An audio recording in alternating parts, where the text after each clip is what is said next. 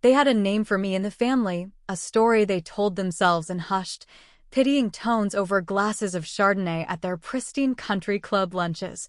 The cautionary tale. I was the daughter who flew too high, a brilliant, burning star who then vanished into a cloud of professional shame. At Christmas, a time for family, my mother would set a formal porcelain plate for my sister's prize-winning show dog, complete with a monogrammed water bowl, but there would be no place setting for me. At my niece's college graduation, the glossy programs listed every contributing family member down to obscure third cousins who'd sent a $20 check, but my name was conspicuously absent. A blank space on the page that screamed louder than any accusation. And when my mother, Eleanor Thorne, would tell the new neighbors that I was working as some kind of mid-level government clerk in D.C., she'd say it with that particular, practiced smile. The kind that pretends to offer sympathy while twisting a knife just below your ribs. The truth, the one they never cared to learn, was that I never stopped working. I just disappeared from their world because it was the only way to stay alive in mine. They thought I gave up, that I had failed spectacularly. But the only thing I truly gave up was the exhausting, soul-crushing need for their approval. So when my sister Claire's new boyfriend, a man whose name I hadn't bothered to remember, arrived at the annual Thorne family barbecue, tall and square-jawed in a crisp agency polo, and glanced at me like I was just part of the background foliage, I didn't flinch. I was used to being invisible, a ghost at their feast of self-congratulation. I simply turned a burger on the grill, my expression placid. Until he froze. He was holding a beer, mid-laugh at some anecdote my father, the senator, was telling. His eyes, which had skimmed over me without recognition just moments before, now properly landed on my face. He squinted, his smile vanishing. He took a hesitant half-step closer, and the color drained from his face as if he'd seen an apparition. He whispered one word, a sound that cut through the cheerful chatter of the barbecue like a sniper's bullet. Wait. My name is Amelia Thorne. I have carried many titles in silence: soldier, analyst, strategist, and for a time, the director of a division of the FBI the public will never and should never hear about. But before I share the rest of my story, I need to know you're with me. Drop a simple hi in the comments so I know you're listening, or let me know where you're watching from. I love to see how far these hidden stories can reach. And if this one finds a place in your heart, please consider subscribing. It helps stories of quiet strength get heard in a world that only listens to the loud. Thank you. And now, let me tell you everything. I sat alone in my sterile, soundproofed Arlington apartment, the quiet glow of a single desk lamp illuminating a universe of dust motes dancing in the silent air. The only sound was the low, distant hum of nighttime traffic on the I-66, muted by layers of reinforced, ballistic-grade glass, and the sheer weight of the secrets I was paid to keep. My old FBI badge, the one they let me keep as a token, lay in the top drawer of my desk, half covered by a silk scarf I hadn't worn in a decade. I never looked at it, but tonight, a stray sliver of moonlight caught the edge of the eagle's wing, and it seemed to glint with a defiant dare, a challenge for me to remember the woman I used to be. My phone buzzed on the polished table, a single, sterile line of text lighting up the dark screen. Claire will be honored at the Federal Recognition Gala in Cleveland. Dad wants you to come.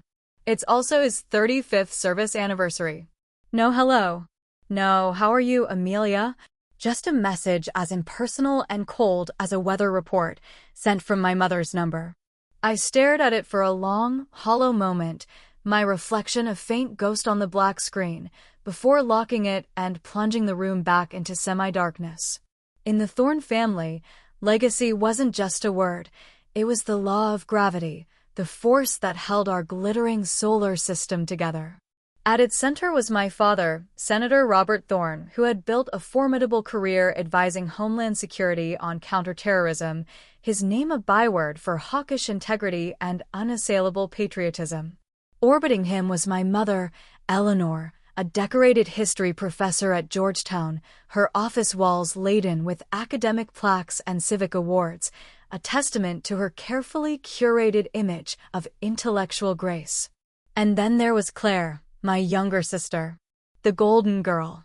A star federal prosecutor, a legal prodigy whose name floated through our relatives' conversations like a hymn. Then there was me, Amelia Thorne, the black hole, the one they didn't talk about anymore. I once had my own brilliant, burning spotlight. I'd started at the Department of Justice, climbed the ladder with a speed that was unprecedented, then transitioned into the Bureau. My record was flawless, my instincts preternatural. But after the Chicago incident, what the press had sensationally dubbed a tragic hostage negotiation turned fatal, everything had changed. The official story, the one that had been leaked with surgical precision to the media, was that I had frozen. That I had given the wrong tactical call. That a federal agent, a good man with a wife and 2 kids, had died because of my hesitation. My parents never asked for my side of the story. They never questioned the headlines that painted me as a pariah. They didn't scream or scold. They did something far worse, something far more final. They simply, quietly, and completely erased me. No more Sunday calls. No seat at the Thanksgiving table. My Christmas stocking, the one my grandmother had knitted for me, vanished from the mantelpiece. I disappeared from the family portrait without anyone ever needing to say the words. But they never knew the real story. The truth was far more complex, far more dangerous. I wasn't fired. I wasn't demoted. I was reassigned.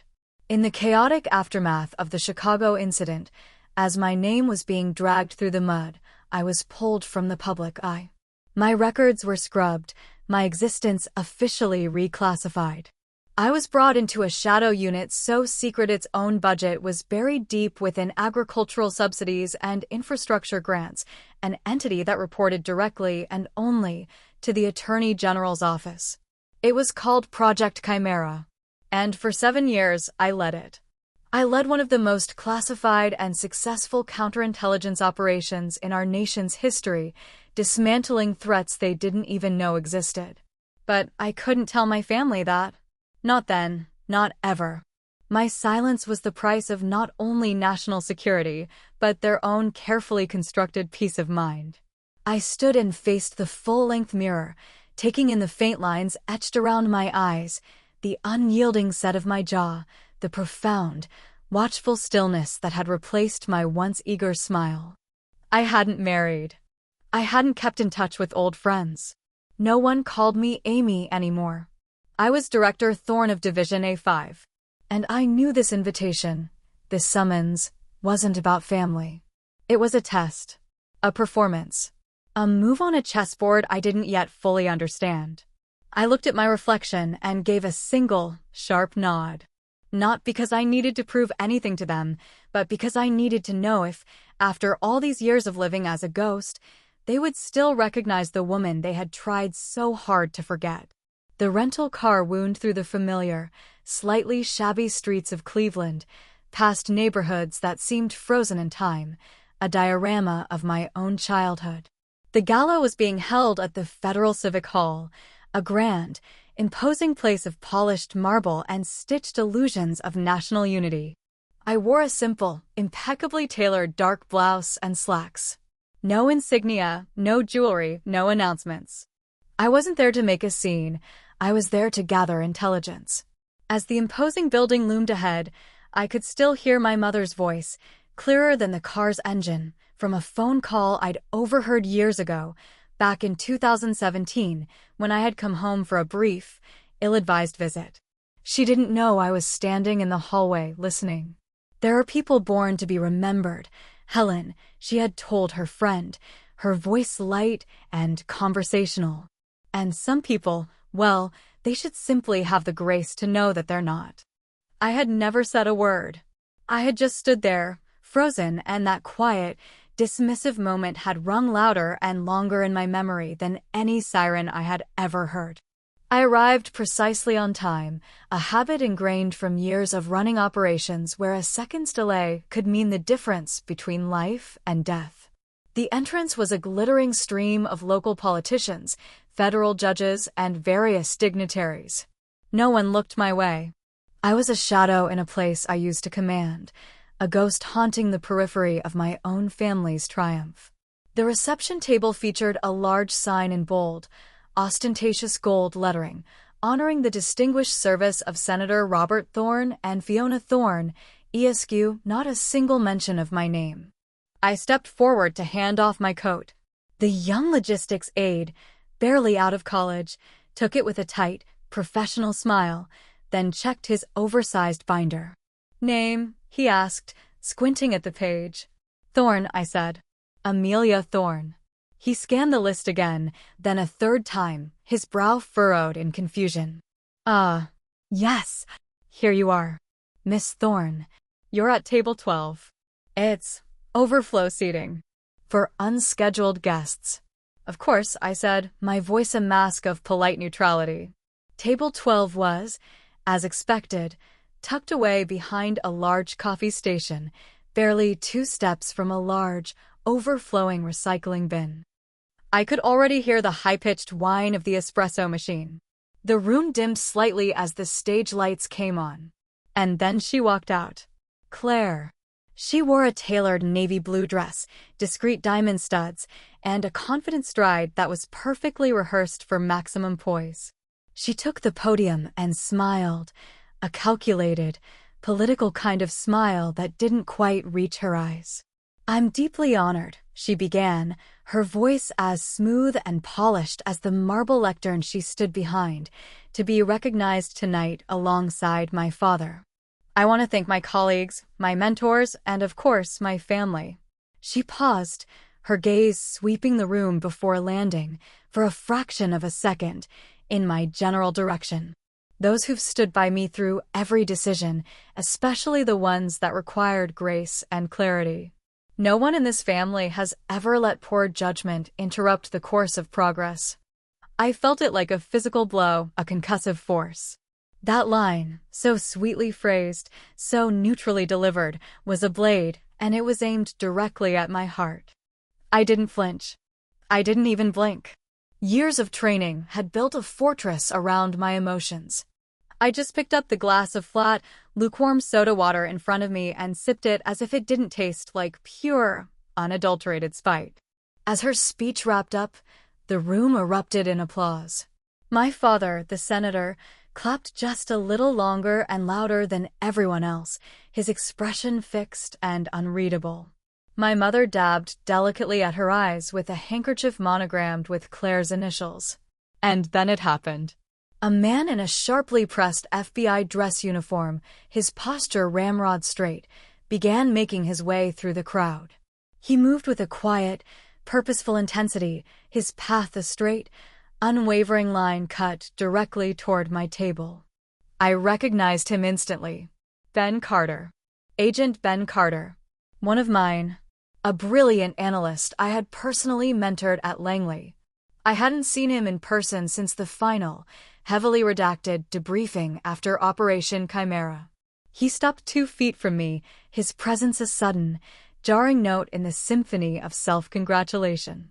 He squared his shoulders, and in a voice that carried with quiet authority across the entire room, he said, "Director Thorne, I served under you at Langley.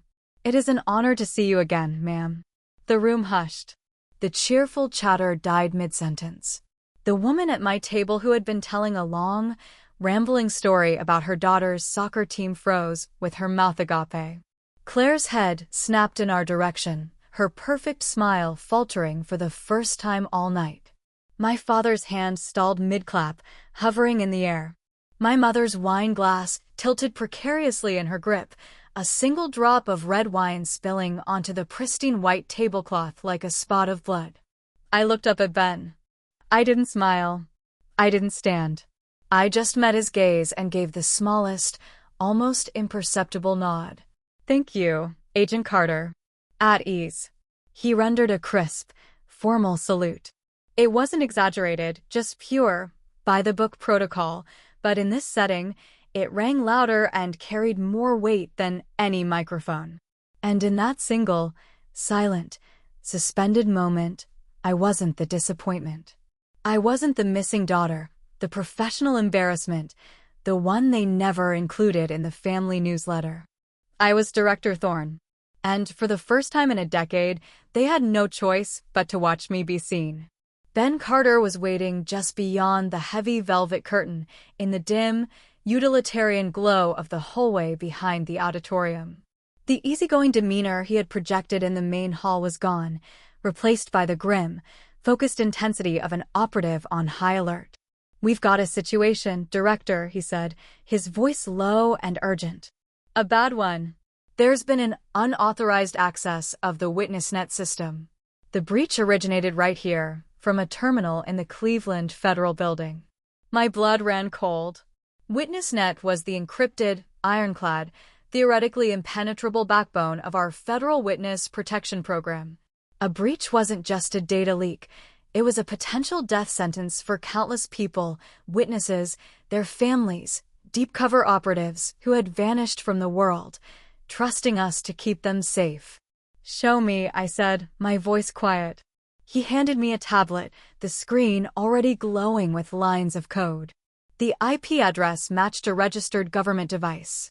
My eyes narrowed as I read the next line, my finger tracing the text on the screen. Device owner, Claire Thorne. The access token used to get into the system was one issued to Samuel Whitaker, Ben added, his jaw tight. Whitaker. The name dropped like a stone in my gut. Julian Vance. A senior federal litigator, a man Claire had publicly lauded as a pillar of integrity and a personal mentor. The man the public saw as a relentless bulldog for truth. Why in God's name would a prosecutor like Vance have credentials for WitnessNet? I asked, more to myself than to Ben. That's what I'm trying to find out, he said. But if this breach ties back to your sister, she's either being used as a pawn, I interrupted, my mind already mapping connections, calculating risk, or she's in far deeper than she knows. I looked at him, the weight of my old authority settling back onto my shoulders like a familiar cloak. I'm staying. Under what pretense? He asked. Family, I replied dryly. Let them think I've come home to rekindle some long-lost sense of sisterhood. This wasn't about redemption anymore. This wasn't about settling old family scores. This was about containment. And my sister, whether she knew it or not, had just become ground zero of something far more dangerous than petty family politics. The next morning, I sat on the edge of a lumpy, uncomfortable bed in a nondescript motel off the interstate, watching my sister's face fill the screen of the old, buzzing television. She was at a press conference, radiating confidence. The victims of government negligence deserve our action, she said, her expression a perfect blend of compassion and steely resolve. A few minutes later, the news segment cut to an older interview. My sister, Amelia? Claire said to the host, a soft, sad smile playing on her lips. She was brilliant, of course. But she never quite fit the culture of accountability that is so vital to public service. I took a slow sip of the bitter, burnt motel coffee. I had seen the clip before. I had saved it. Not for vengeance. Just to remember. I met with Julian Vance at a corner cafe on the first floor of the federal building. He greeted me with a handshake that was too firm, a smile that was too polished. Claire's sister, he said, as if it were a delightful surprise. She talks about you all the time. A bit of a legend, I hear. He stirred his coffee with slow, deliberate circles, his eyes never leaving mine. She's the brightest light in our office. All heart and integrity, a little naive, perhaps, but it's endearing, don't you think? Naive isn't a compliment in this building, Mr. Vance, I said flatly. He chuckled, a smooth, practiced sound. Oh, Director Thorne, no one keeps their halo intact forever, right? His tone was light, but I caught the glint in his eye, the kind of cold, predatory glint that men like him think they hide so well. As I stepped out of the building, my burner phone buzzed. It was Ben. Sending something your way. You're not going to like it. The file was a grainy surveillance video from a parking garage, time-stamped 3 weeks ago. Vance, exiting his car. And from the shadows, a second figure emerged. Silas Croft. I hadn't heard that name in years. He was a ghost, a legendary logistics conduit for the Vale, one of the most elusive and dangerous domestic syndicates we had ever tried to dismantle. He had vanished without a trace in 2014. Until now. Vance met with him. And my sister, Claire, worked under Vance. The pieces were clicking into place, forming a picture I didn't want to see. This wasn't just a breach. It was a war. I met Claire at the old Candela site, a long-forgotten FBI training facility on the outskirts of the city, a place of dust and secrets. I handed her a sealed file. This is the witness you're protecting, right? She opened it. Inside was a high-resolution photograph of a man in tactical gear aiming a weapon at a kneeling family. Vance told me he was a survivor of a cartel attack, she whispered, her face ashen. He's not a survivor, Claire, I said, my voice hard. He's a commander. One of the highest-ranking operatives of the Vale. That man didn't flee the fire. He lit it. I then played her the recording from the encrypted listening device I'd had Ben plant in Vance's office. His voice, smug and clear, she's our most valuable pawn. She's young, idealistic, and desperate to please her father. The system will swallow her whole before she even realizes who she's shielding. Claire's carefully constructed world shattered in the silence that followed. I just wanted to help someone, she said, her voice hollow, broken. I thought I was doing the right thing. Saving someone without asking who dies because of it. I said, my voice unrelenting. That's not justice, Claire. That's blindness. I clasped a small health tracker, a modified piece of tech, around her wrist. A precaution, I said. You don't trust me, she breathed, her eyes welling with tears. I trust you enough to try to keep you alive, I replied. That's more than I can say for the people you work with. My mother called 2 days later, her voice unnaturally even, almost robotic. It's time we sit down together, Amelia. As a family. I knew it was a trap. But sometimes, the fastest, most effective way to uncover a trap is to walk right into it, with your eyes wide open. The dinner was a meticulously staged performance held at our childhood home. Before we sat down, I paused near a hallway heating vent, a spot I knew from childhood carried sound from my father's study. His voice, low and sharp, on a phone call, she'll be here. I don't want any part of this after tonight. Just handle it. After the roast chicken, a dish my mother only ever made for special occasions, my father placed a large manila envelope in the center of the table. Inside were forged memos, doctored documents from WitnessNet, all expertly crafted to paint me as a rogue agent, a traitor. How long have you been following me? Claire's voice was sharp, accusatory. I wasn't following you, I said calmly. I was protecting you. By bugging me, she cried, ripping the health tracker from her wrist and throwing it on the table as if it were burning her skin. And that was when the lights went out. The front door exploded inward with a deafening crash of splintering wood.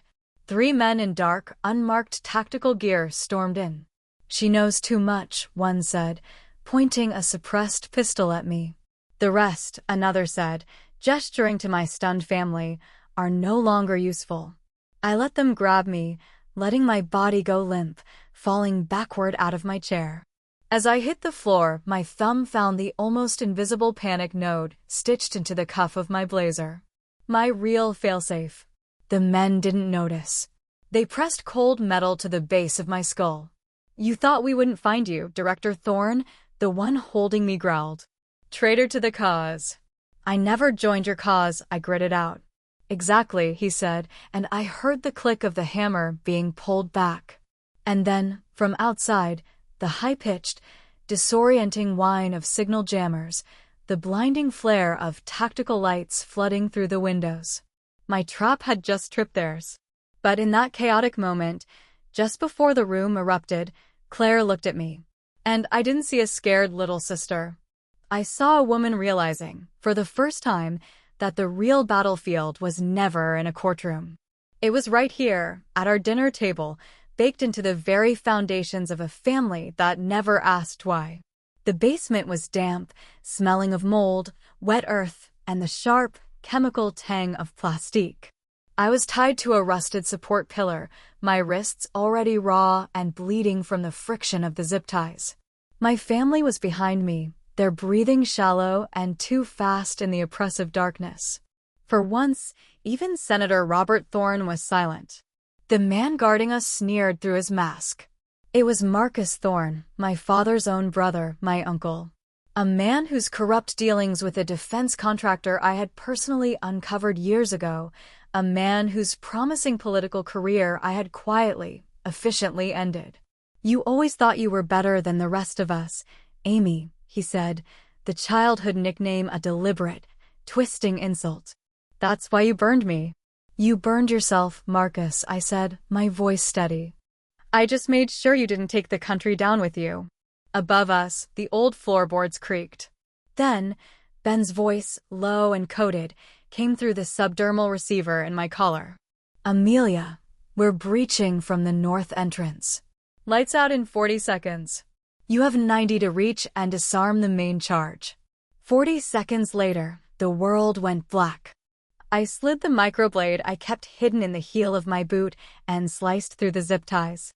I moved in the absolute darkness, a ghost in my own childhood home. I found the first explosive node behind the old washing machine, right where the blueprints said it would be. White wire. Dr. Lena Petrova's voice came through my earpiece, calm and precise from her van 3 blocks away, but there's a cross-current tripwire. You have to cut central power first. "No time," I whispered back, and using my left hand, the one that still ached from a compound fracture sustained in Chicago, I sliced through the wire. No boom. Still breathing. Footsteps thundered down the stairs. A man burst into view, rifle raised. I fired the Glock I'd stashed under a loose floor tile in the laundry room years ago, a relic of a teenage paranoia that had just paid off. The shot was low, into his thigh. He collapsed, howling. It was Julian Vance. I moved past him, my mind a cold, clear map of the house. 2 more nodes. As I disarmed the second, I felt a presence behind me. "You're going to die for people who never believed in you," my father's voice, full of a strange, bitter resignation. I kept working, my fingers moving with practiced speed. "Not for them," I said without turning. "I'm doing this so I don't become the person you always believed I was." Then, a hand on my shoulder. It was Claire. Her eyes were wide, terrified, but clear. In her hand was a small, sophisticated control unit. "I swiped this off Marcus before they tied me up," she said, her voice shaking but firm. "It's the remote detonator. You don't have to do this alone." It was the first time I saw her not as the girl who followed in my footsteps, or the woman who tried to outrun my shadow, but as someone standing beside me on her own 2 feet in the same fire. 10 days later, I walked into the congressional hearing room. My nameplate read, "Amelia Thorne, Director, FBI Division A5. I didn't start with an accusation. I started with a question. "Why?" I asked the silent, packed room. "Do we, as a nation, believe that silence is an admission of guilt? Why do we allow perception to replace truth?" I laid it all out. The veil. Silas Croft. The Helix Foundation that laundered their money. The mole, my own uncle, Marcus Thorne. And the systemic rot that had allowed it all to fester. I didn't ask for reinstatement. I proposed something they feared more, a complete restructuring of witness protection oversight, run by an independent civilian board with absolute authority. After my mother found me in the hallway. "If you," she said, her voice rough, her eyes avoiding mine, "are what the system couldn't bear to look at, then maybe I've been closing my eyes for too long." It wasn't closure, but it was a crack in the wall of their denial. My father said nothing, but he handed me a photograph, the one of me being sworn into the DOJ. This time, the frame was new. At the bottom, a small brass plate was engraved with 2 words, "Amelia Thorne." Never erased. I didn't go back to DC. I walked away from the noise, from the power games. I became a mentor, teaching risk assessment and ethical reasoning to teens who thought justice was something you found in movies. One afternoon, an email arrived from Claire. The subject line, "I'm not scared anymore." Attached was a photo of her at a conference, not as a case study, but as the keynote speaker, proposing reforms to the very system that had almost consumed her. I sat in my small home office in a quiet town in Arizona, the setting sun painting the mountains in hues of purple and gold. On the highest shelf was a sealed folder, the original, complete file on the veil. I hadn't turned it all in. Not because I was hiding it, but because I needed to remember. Justice isn't a single moment of victory. It's a process.